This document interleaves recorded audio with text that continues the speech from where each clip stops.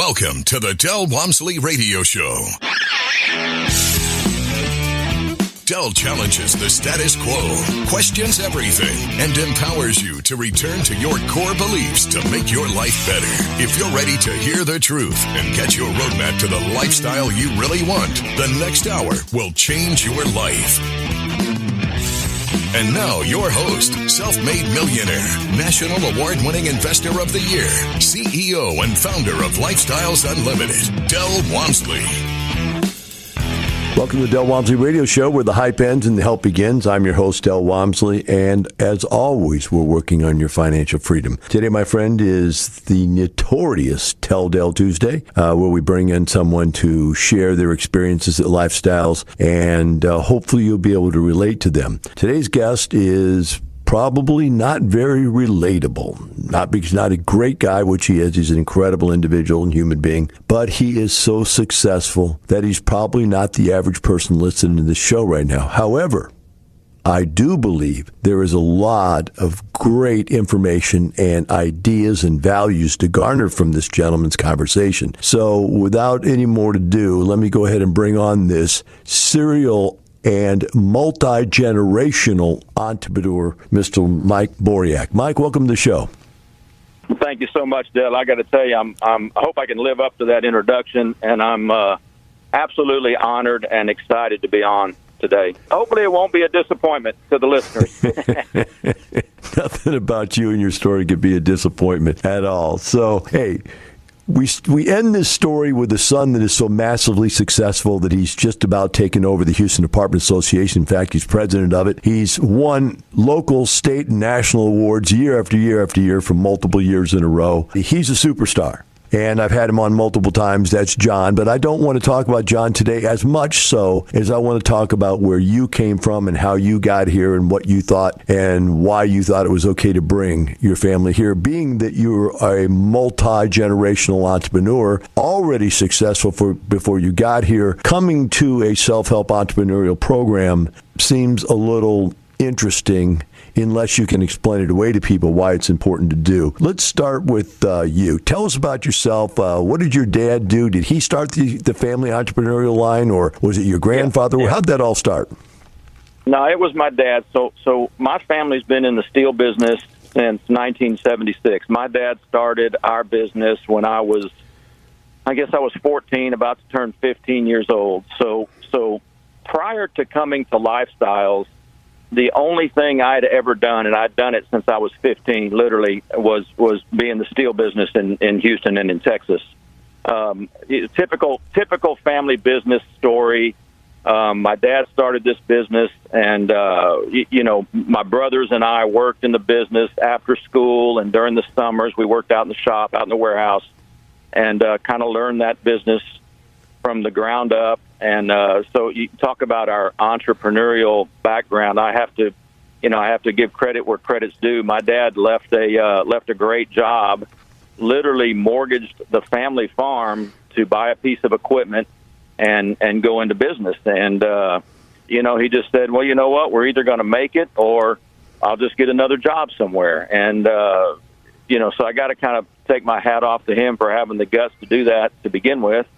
And as with all businesses, we just all worked real hard for a long time. As far as coming to Lifestyles, I literally knew absolutely nothing about real estate before coming into Lifestyles. I knew about business. We'd run a business for a long time by then, and knew a lot of things about business just in general, but nothing about real estate. But it had always intrigued me because I kind of saw it as more of a passive source of income. And it may not have turned out that way for John, but it certainly has for me. When I say that about John, John works hard, and you know that.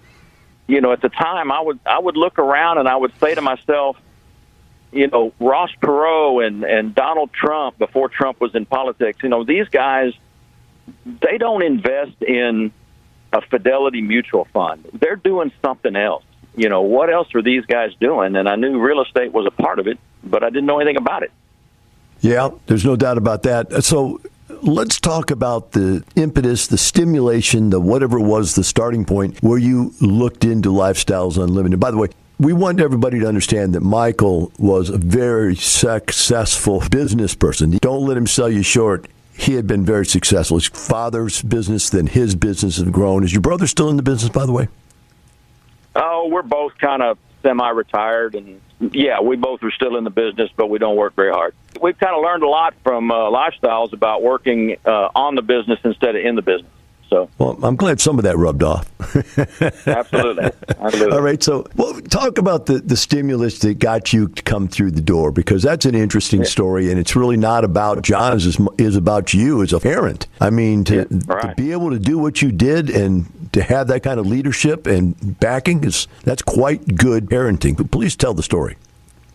Yes. So before we get to the parenting part, I'll just say that our CFO, or our controller at work at the steel business, he went to Lifestyles before I did, and he and I were always talking about investing. We were always looking at mutual funds and stocks, and you know, we just had that conversation a lot. And he said, "Man, you ought to check this out."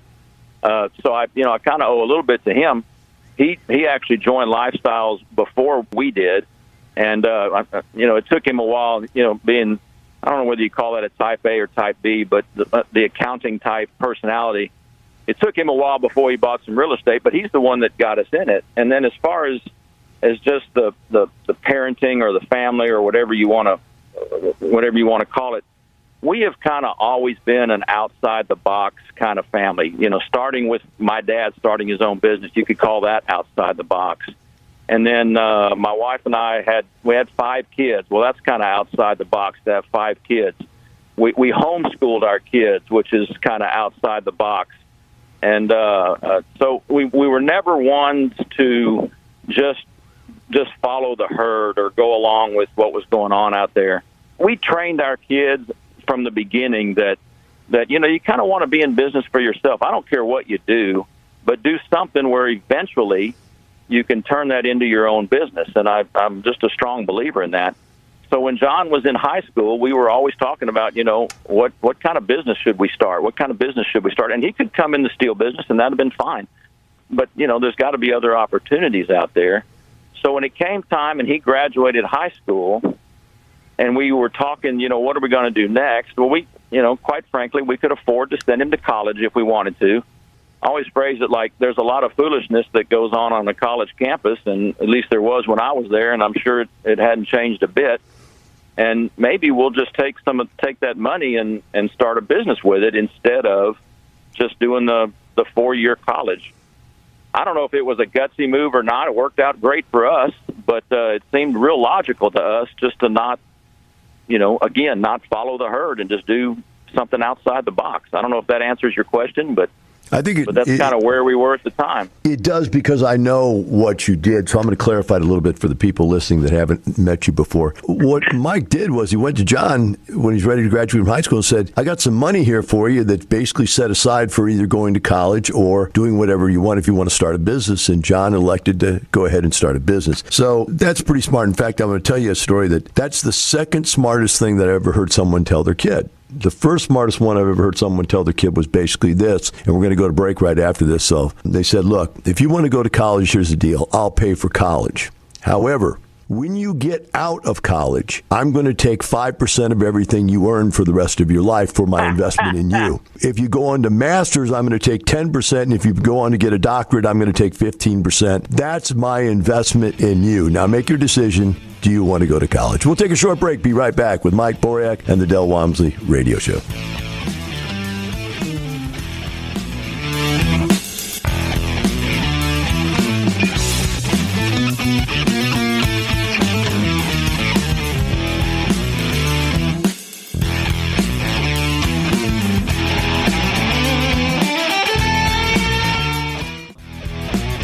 Welcome back. Now here's some more unconventional wisdom to set you free from the man on a mission to retire America, one person at a time, Del Walmsley.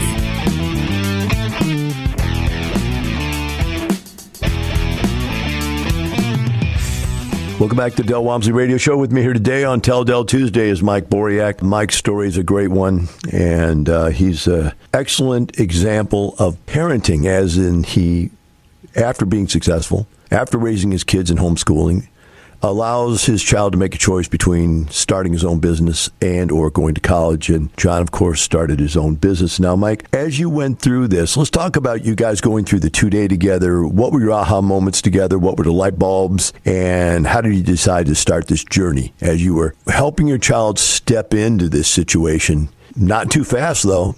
You tell us what you did, but the bottom line was your theory of working in the business, which you did, your dad made you grind it out. You basically did that with John to start with, too. So tell us what happened, first of all, in the 2-day, and where did you guys come together with your aha moments? So we went to the 2-day, and for us, as I said before, knew nothing about real estate, so everything was an aha moment, literally. I mean, I didn't even know, Dale, I remember thinking to myself, when on the first day when we were talking about single family, I remember thinking to myself, oh, it's square footage. That's how you determine if, what the value of this house is compared to the one that's next door to it. Or you do a lot of things, by the square foot. You price a lot of things by the square foot. I remember that being an aha moment. I remember I don't know if relieved is the right word, excited maybe, when the concept of best product, best price just really hit home with me. I really, I kind of had this, I don't know if it was a vision or I was worried that as a landlord or whatever, you try to fix everything with duct tape and baling wire and just hold it together and spend as little money as possible and fix everything yourself and all that. You have to do all that to make it work. And it was just the opposite. You taught us that we're going to in the single family, we're going to find a house. We're going to fix everything up front, and we're going to put the best product out there. Not overdo it, but the best product out there at the best price. And that just really hit home with me. And so that was an aha moment. Going into the second day, the one thing that sticks out to me is you can refinance a property, and that's not a taxable event. That's a loan. That's not income. Just the cash that can be generated from that. I was, and of course, with my background, I heard your tell, Dell, on, I guess it was maybe the last one you did with Chip, and I don't remember Chip's wife's name, but they were talking about how leverage became something, a new concept to them, and how they can use leverage to make money. Well, when you're in business, you use leverage all the time. Businesses use leverage every day, and it's not the same as consumer debt. And so, I liked that. I liked the fact that at the end of the day, I can go put my hands on a piece of real estate. I'm evidently not smart enough to understand derivatives and puts and calls and all that. I mean, I know what they are, but never felt confident or comfortable doing that kind of thing. And, stocks were, I don't know, to me, the stock market, a price of a stock has very little to do with how successful the underlying company is. And I just don't like that. At the end of the day, I can go put my hands on real estate and I can touch it, see what I got. So that excited us. I mean, we were drinking the Kool-Aid, as they say, from the very beginning. I think I probably told you this story. We went home from the 2-day on Sunday night and got on the computer and found a house that night. And then back then, you would do some sort of introductory meeting like on the Tuesday after the 2-day. We went on that Tuesday to the initial meeting and went to Chuck and brought him this house and said, "Hey, you think this is a good deal?" And he said, "Yeah." And he hooked us up with a realtor there, and we ended up buying that deal. From the very beginning, the things that excited us, the aha moments, were just what I like about real estate. At the end of the day, you own something. You own a piece of property, and man, I'm 60 years old, and there's been very few periods of time where real estate has gone down in value. So I'm not going to say it's a guarantee foolproof deal, but you can mess some stuff up and still break even or come out ahead, and we proved that. So everything about it was an aha moment for us because we didn't know anything about real estate. But there's another thing, that we invest in residential real estate. Well, the leases that we sign, about the longest lease you ever sign is 1 year. Well, that's a pretty good inflation hedge. You've got 1 year to stick with the rents that you're charging somebody, and if there's a big inflation situation, you've got at the end of that year, you'll raise the rent to account for that. Just so many things. I'm sure I'm forgetting half of them, but we got excited from the get-go. So how did you decide to get started? Obviously, you jumped on that house then. Is that what happened? Is that your first deal? Yeah. Yeah, that was our first deal. I actually think we bought one house in between the time we joined and the time we bought that one I'm talking about. But we ended up buying 8 single-family houses pretty quick, like in the first year. So that's fast for some people. For some people, it's not. For us, it was just right. And we would pay John. So at this time, John's still living at home. He doesn't really have any expenses. And all we really did was he managed the houses, he leased them, and we helped him with the rehab a little bit because he's at this point he's whatever he is 19 years old or whatever, and didn't want any contractors taking advantage of him or anything like that. But he did almost all the management, and I think we paid him like $100 per house per month to manage them for us. So we started in the single family business, and then when we decided to do multifamily, the more we're around it, the more we decided that, multifamily is the way we want to go. And I'll just say this, the way that kind of came about was from the road trips. We went to everything. My wife and John and I, we were at everything. We went to every class. That time they were all in person. The road trips, I don't know, we did 2 or 3 a month on Fridays, and we attended those. I was so excited to get the email the other day, Dale, that said road trips are going to start being done live or done in person again. Hey, we'll pick that back up after the break, Mike. That's a good place to break right there. We'll come back and talk about that. We're going to take a short break. Be right back with Mike Boriak and the Del Walmsley Radio Show.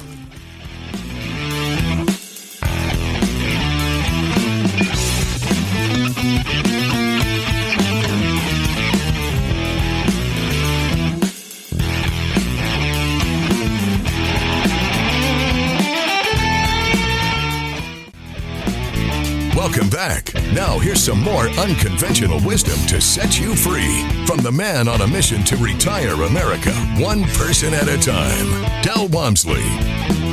Welcome back to the Del Walmsley Radio Show. This is Tell Del Tuesday, and with us here today is Mike Boriak out of Houston, Texas area. And Mike, so you came out of the 2-day, you guys are fired up. You've got a lot of new ideas about real estate and how valuable real estate was. I'm going to ask you if you remember this epiphany. I remember one day we were out at a restaurant/bar, and it was a group of people just all standing around and talking.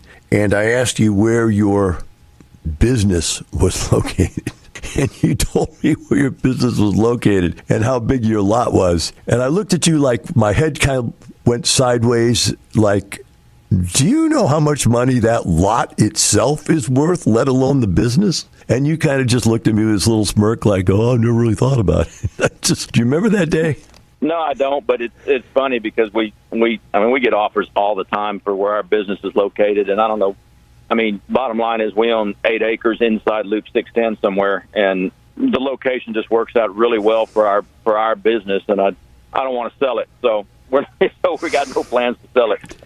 I think it was just a capper. That day it was just a capper of like, look what you've done with real estate already, and you don't even realize it, right? Hey, I wasn't even trying, and look what I've done. We moved to where we are in 1983, and I don't remember what we paid, but we kept buying the property next to us, and every time we bought it, we probably paid, what you think was too much for it, but obviously it wasn't. And it's just funny because I think back on that, and I will just tell you that we haven't bought an apartment complex yet that I didn't go, man, I don't know, we might be paying too much for this. We might be paying too much for this. and every one of them has been profitable. So I don't know. It's just the way it is. No doubt. Speaking of those kinds of parties and stuff like that, Mike, were you surprised? Now, obviously, you're not really a loner kind of guy, but you homeschooled your kids and you're really involved in your church and you're a tight family, real close-knit family. Were you surprised how open people were and willing to help you and John when you got started at Lifestyles? I mean, everybody, or not just the mentors, but everybody? Yeah, no doubt. That was the key for us. I mean, think back to why we did this in the first place. We did this as a possible or as a career path for John. So I'm going to jump to our first multifamily deal. We bought just ourselves without any partners. We bought a 50-unit deal to kind of be a training ground for John. This was going to be here. This is what we're going to do, and we bought a 50-unit deal, and we put John in it as a manager at first. So here he is at this point. I don't know. He might be 20 at this point. I don't know. but has no real estate experience and has no business experience at all, and he's managing this little 50-unit apartment complex. And he did that for, I don't know what it was, 6 months or something like that. And Dale, he would every day, he would call somebody at Lifestyles or there's so many, got so much help from the successful, what we call lead investors, got so much help from those guys. John was never afraid to talk to an adult.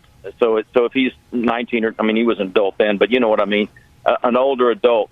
He was smart enough to know, I need to find out stuff from these guys. And he called one of the mentors at Lifestyles on Christmas Eve one day. And she said, John, it's Christmas Eve. Call me next week. and he would just ask questions and ask questions and ask questions. And we went on road trip after road trip after road trip. And just, people would they'd open their books. We would find out what they were paying their managers. We would find out everything, what color they're painting stuff, and just from one end to the other, and never ever could have done it without that kind of community, for lack of a better word. That's really the best way to describe it. Just the community that's there. So we got tremendous amount of help from everybody. And then after about, I might be jumping ahead, but after about 6 months, we hired a manager. And, we had a little 50 unit. It really almost wasn't big enough to have a manager. Probably should have self-managed it. But as part of John's on-the-job training, we wanted him to have employees. So he had a maintenance man and a manager. And we got help with how to do that. I remember the mentor saying, it's not who you hire, it's who you keep. And learning from that, there's just some people that you need to get rid of. When to have those tough conversations, and just learned all that from all the people there, you and the mentors, and quite honestly, probably more from the other investors, the other leads than even from the what I'll call the Lifestyles employees. Absolutely. And I think that's the secret sauce over here, really. One other point to make during this thing, see if you have any comments on this. Not only did you start John out in a small property that's a more difficult property to run than a larger property because you don't have staff, and with no experience in background in this type of stuff, but you started him out in probably just about the toughest year in real estate investing, I think, for 10 or 20 years on either side. What do you think about that? Yeah, for sure. It was 2009, I think, when he started out, and that was kind of right after the financial crisis, and it was no doubt about COVID had nothing on that year. I heard you comment on the radio the other day that we had some fallout from COVID, but nothing like any of us thought it would be, and pretty much all the deals I'm in are with John and a couple other ones, but his staff and his people did great, but that was a tough year, no doubt about it. But I'll tell you this, we should have all been buying more property then, huh? No doubt. The truth of the matter was I bought 5 apartment complexes that year. Actually, I remember during that 2-year period there. I remember you were buying properties for $15,000 a door. Pennies on the dollar, no doubt. It was a good time. And you look back, and hindsight's 20/20. But whenever there is a problem, disruption in the marketplace is generally the best time to buy. And when the market's really strong and good, you're going to have to be an operator. You're going to have to operate your way into profits. But in really bad times, you can buy your way into profits. So it was good for me, and I think good for a lot of Lifestyles members who followed, because before that, I was the lesser of people buying, sitting back and enjoying my wealth and success and just saying, hey, wow, it's fun watching you guys grow. And when that happened, everybody got scared. That's when I jumped in, and then it was like, I remember having arguments with Emery and other people like that. They had bought at the peak of the market, and they were sitting there scared. And I was saying, no, now's the time to go. You got to go. But it was one of those 30-year experience things, Mike, where you look back and go, I've been here before. I remember in the 86, 87, 88 era, and I lived through that. So being old has a few benefits, right? So as we look forward on this thing, and your son takes off and he's successful, you've got him placed. I mean, he is going to be an industry leader for a long time. He already is a leader, but he's going to be an industry leader for a long time. He's buying his way into a larger and larger portfolio, but he's very, methodic about it. He's got a very specific goal in mind. So he's done, basically, Mike. I mean, he's not done succeeding. He'll grow forever, but he's basically out of the house, out of the nest. You did it. What about the rest of the kids? How do you balance that much success with one child when you have 4 other children? I mean, I don't have to tell you, it's harder to buy a property right now than it's been in a few years.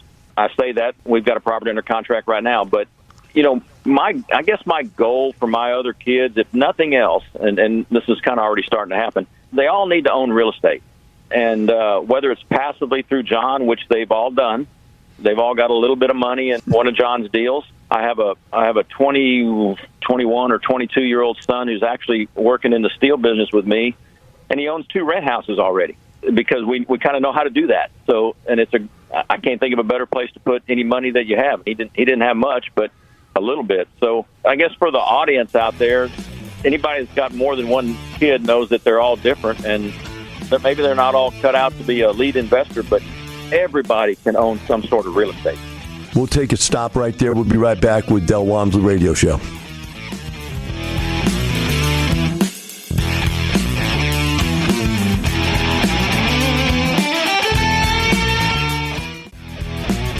Welcome back. Now here's some more unconventional wisdom to set you free from the man on a mission to retire America, one person at a time, Del Walmsley. Welcome back to Del Walmsley Radio Show. With me here today on Tell Del Tuesday is Mike Boriak, and Mike's story is a great one. I hope you've been listening along. If you're coming in late now, Mike came into Lifestyles with his son, John, and John's gone on to be a very successful real estate investor. Mike is a passive investor because he owns his own business. So, Mike, as you go through, so we were talking about the children here, and everybody has to find their own way. I get that. I have to ask this question, though. This is for my own personal edification, just curious. When I got into one of John's deals, I looked at the financial statements, the balance sheet, and I see all these different Boriak trusts that are invested in these deals. Do we have like a trust for like every grandkid out there now, too, or something? Or how many? I thought you only had 5 kids, man. I'm seeing like Boriak after Boriak after Boriak after Boriak. Fess up, man. Well, did you trust out every grandkid? It's all about estate planning, and I'm not an expert, but I like to work with the experts. So some of that is John's grandmother was in a deal, and she passed away, and there's some descendants trust from that. And I kind of learned that from my dad. You know, back when our steel business wasn't worth anything, he did some estate planning to get it out of his estate. And it's just surrounding yourself with people that are good at what they do, man. And there's some good estate attorneys out there. Yeah. That's cool. I just curious how that all came about because, like I said, it was quite a chuckle on my face when it wasn't John and 2 or 3 brothers. I mean, this was boom. So pretty good stuff. Yeah. You succeeded in life in raising your kids. What's your youngest one? Is there any left over in the house still? Yeah, I've got one that he actually is going to a brick and mortar college, and that he's going to Texas A&M getting a business degree. He'll be a junior next year, and that had a lot to do with our family dynamic. You know that John's mom, my wife, we lost her 4 years ago to cancer, and I've since remarried into just a wonderful lady. God really has blessed our family and sustained us through all that.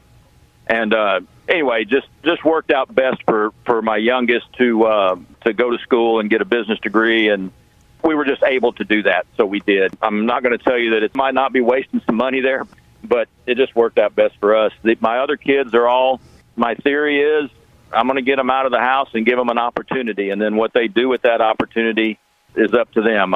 All my kids are very successful. I've got a daughter that works for a ministry in Colorado. I've got another daughter that's an interior designer in Dallas. I've got a son that works with me in the steel business, and I've got my youngest in college, all of which, by the way, will invest in real estate and talk to me about it all the time. Anytime any of them get a little money, they feel like it's burning a hole in their pocket, they want to buy a piece of real estate. So it's kind of fun.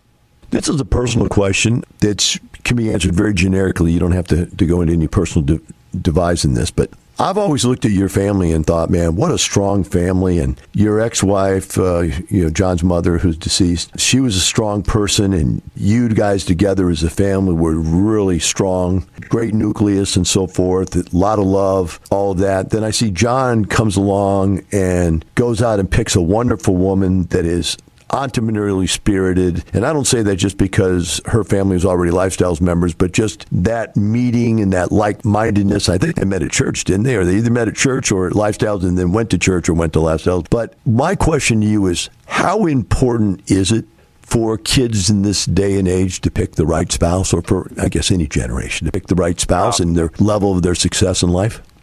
That's the key. And to me, I mean, I was blessed and was married for 33 years to a wonderful lady. And, you know, I would put that second only to their faith, their spiritual walk. The key to our family, Dale, quite frankly, was our faith and the love we have for Christ and the love he has for us. You just base everything on that. And, you know, I'm not saying you're never going to have any trouble, because that's not what the Bible tells us. But that's the foundation. That's the rock that we hold on to and lean on. So if you don't have that, nothing else is worth it. John met his wife, and it was just purely coincidence that her family was Lifestyles members. We did not know it when they met, and they hadn't done a whole lot when we met them. They did a lot more after we met them, but it's just been a key. Caitlin has been wonderful, and it's great to see them be able to kind of work together. You know, they're raising 3 kids too, but it's still great to see Caitlin goes out to the properties and does things with John, and it's awesome. It's awesome to see them together. Mike, really appreciate you coming on and sharing your stories with us. I'll leave this here with a quick laugh for you. I'm doing a seminar one time, and I'm telling this story about John and Caitlin and going into the details and everything, and I look over to my right, and there sits Caitlin, or so I thought. But Caitlin has a sister that looks almost exactly like her, even though they're not twins. And I couldn't tell the difference. And so the most embarrassing moment of my life is telling stories out. You know, you speak outside of church, right? And there it is, busted. So, hey, thanks for coming on, Mike. I really appreciate it. Thank you very much. And thanks for everything you brought to Lifestyles with your family and yourself, and all of the great, great values you guys bring every day. Well, I thank you. I'm going to tell you what, we owe y'all so much. And I'm honored to be talking with you today, and just I want to thank you and everybody at Lifestyles. Y'all have really changed our lives. Hope to see you at the Expo, and for the rest of you, we hope to see you at the Expo September. It's coming up here in Dallas. You don't want to miss this. We'll see you then. And remember, it's not the money, it's the lifestyle. Have a great day.